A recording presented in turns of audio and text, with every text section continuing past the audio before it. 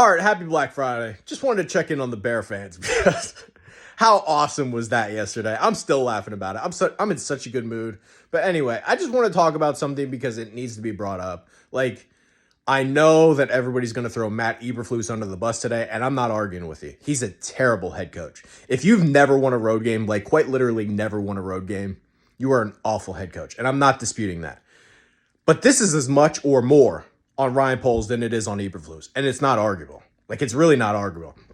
Like, just go back a couple weeks ago when they had that blocked field goal. Like, do you think that Eberflus, like, schemed up a bad field goal, or are they just soft in the offensive line and get pushed back, and that's what happens? This is a design problem, more than anything. Here's the bottom line. If you're going to hire Matt Eberflus to run this bullshit cover 3 scheme that doesn't really even work, you better get him the fucking defensive lineman that can win on every snap. Poles hasn't done that.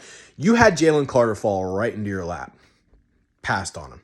By the way, you could have just turned in the card for CJ Stroud. Passed on him. You ended up with Darnell Wright instead.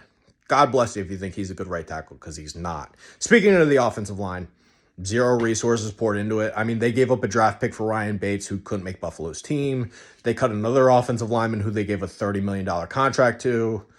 Caleb Williams is on pace to get sacked a record amount of times. Like, this sport really isn't hard. You would think a former offensive lineman would understand that it's probably a good idea to have guys that can block. Detroit's winning for that exact reason. Your team's not. Like, it's really not that hard to figure out. Like, your GM instead poured all these resources into these skill position guys who really aren't that good. Like, none of these guys are number one receiver. He's on record for saying he would have took a Dunze with the second pick in the draft. You play in Windy City, Chicago. If you were going to take a skill position guy, why don't you take Bowers? And then Kmet could have been your second tight end to block. Like, then you maybe would have had something. Go up and down the list.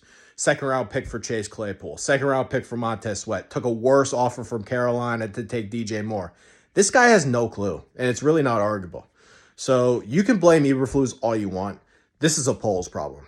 I don't know how anybody can interpret it any other way.